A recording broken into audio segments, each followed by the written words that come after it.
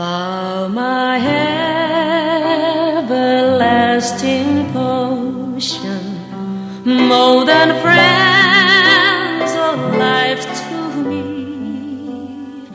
All along my pilgrim journey, Savior led 여러분 안녕하세요. me walk with 열방을 향해 찬양과 복음을 전파하는 방은미 전도사입니다.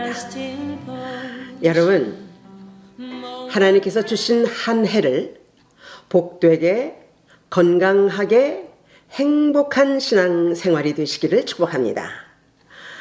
오늘은요, 교회 공동체가 어떻게 복을 받게 되는가를 한번 생각해 보겠는데요.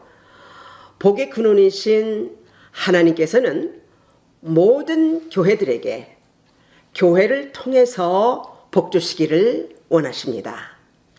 이사야서 2장 3절 말씀입니다. 시온에서 율법이 나오고 여호와의 말씀이 예루살렘에서 나올 것이라. 아멘. 교회는 예배와 복음 전파와 말씀 교육과 세계 선교와 구제, 사회 봉사, 섬김 등으로요 해야 할 일들이 참 많이 있습니다. 그런데 이 교회는 모든 일에 사랑으로 행함을 원칙으로 오직 영혼 구원을 목적으로 해야 합니다. 그래서 이 시간 하나님의 뜻을 우리가 한번 예민하게 알아보도록 그렇게 하겠습니다. 그 하나님의 뜻은 성경 속에 있는데요. 먼저 천지 창조의 목적과 그 창조 상황부터 살펴보겠습니다. 하나님께서 천지 창조와 인간 창조의 목적이 무엇입니까? 그것은 하나님께서 인간과 천지 만물을 통해서 영광을 받으시기 위해서 창조하셨습니다.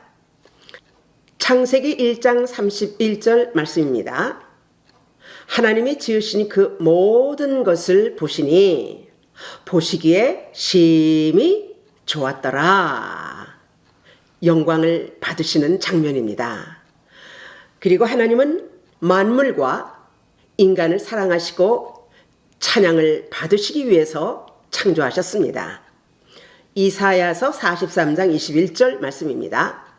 이 백성은 내가 나를 위하여 지었나니 나를 찬송하게 하려 함이라. 할렐루야.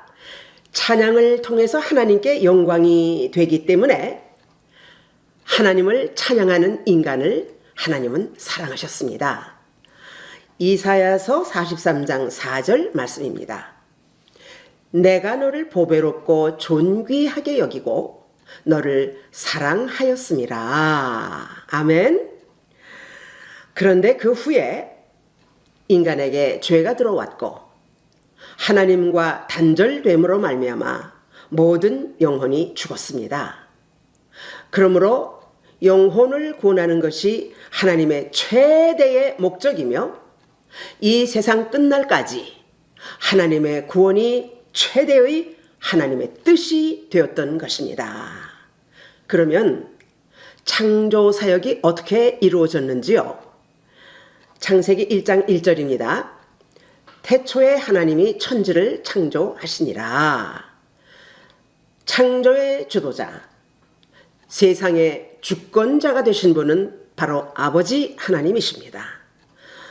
또 요한복음 1장 1절 또 3절 말씀입니다. 태초에 말씀이 계시니라. 3절 만물이 그로 말미암아 지은 바 되었으니 가라사대 즉 천지는 말씀으로 지으셨습니다. 이 말씀은 곧 예수님이십니다. 자, 그리고 창세기 1장 2절 말씀이에요.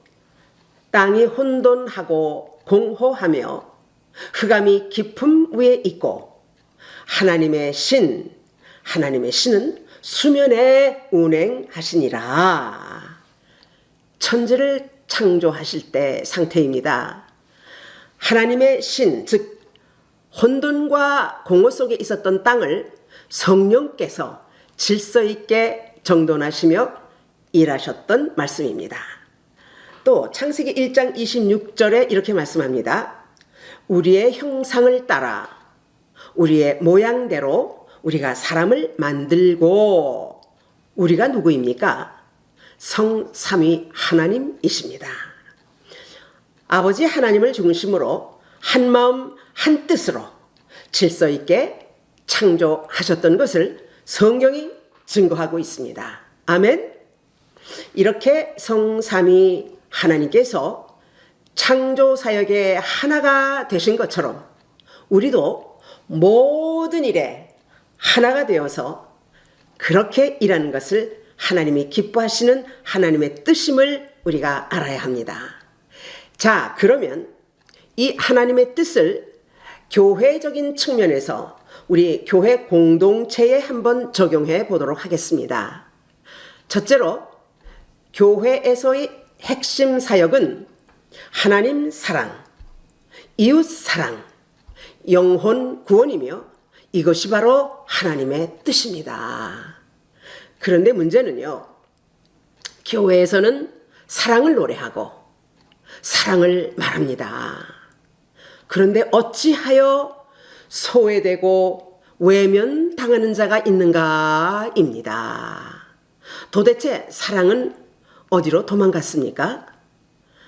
사랑한다고 말만 하면 그게 사랑입니까? 아닙니다. 그것은 소리이며 울리는 꽹과리일 뿐입니다. 요한일서 3장 16절 말씀합니다. 자녀들아, 우리가 말과 혀로만 사랑하지 말고 행함과 진실함으로 하자. 사랑은 말과 행동과 진실한 마음을 다 포함하는 일입니다.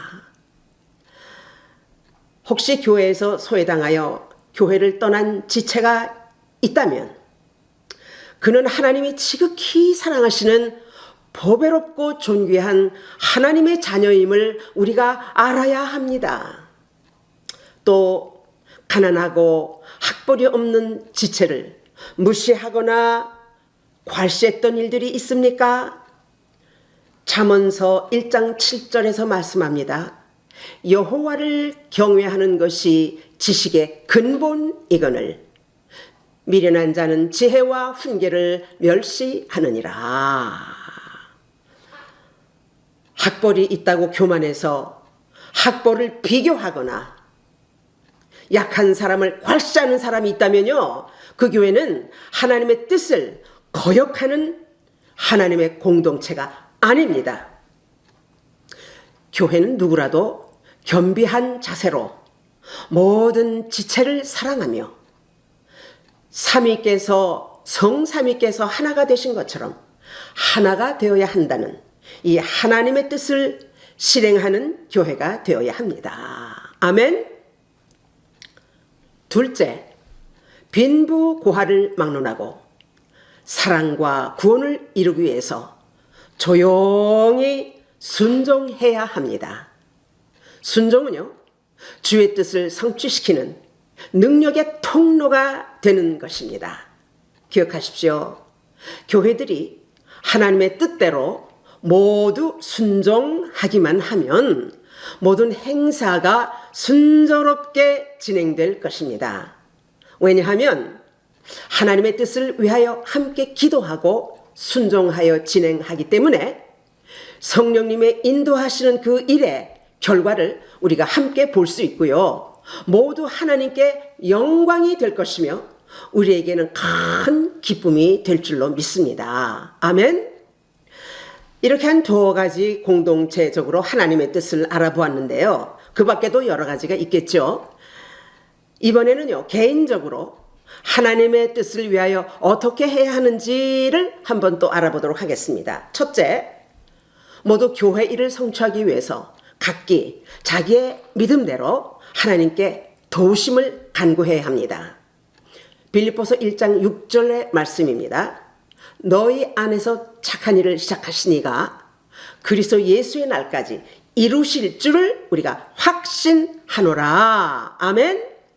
그것은 모든 일의 시작과 일의 완성을 이루시는 분은 하나님이시기 때문입니다. 아멘. 자, 둘째로 만약 교인들 간에 어떤 마찰이 있다면 중요한 일을 앞에 놓고 반드시 그 마찰을 풀고 일을 해야 합니다. 왜냐하면 서로 막혀 있으면요, 하나님도 위에서 막으신다는 사실을 알아야 합니다. 마태복음 18장 18절 말씀입니다. 진실로 너희에게 이르노니 무엇이든지 너희가 땅에서 매면 하늘에서도 매일 것이요, 무엇이든지 땅에서 풀면 하늘에서도 풀리리라. 할렐루야. 아멘. 이 말씀의 원리를 잘 기억하시고 반드시 묶인 것, 막힌 것을 풀고 함께 주의를 해야 하나님의 뜻을 이루어 드릴 수가 있습니다. 아멘. 자, 세 번째, 교회는요, 모든 것이 투명해야 합니다. 누가복음 12장 2절 말씀입니다. 감추인 것이 드러나지 않을 것이 없고 숨긴 것이 알려지지 않을 것이 없나니, 하나님은 모든 일에 투명하기를 원하십니다. 그래서 사람들이 하나님의 뜻을 모두 볼 수 있게, 모두 알 수 있게 함께 일을 해야 합니다. 아멘. 꼭 기억하시기를 바랍니다. 자, 네 번째, 아람 왕의 군대 장관 문둥병자 나아만과 하나님의 사람 엘리스의 그 스토리를 다 아시지요? 열왕기하 5장 10절 말씀입니다.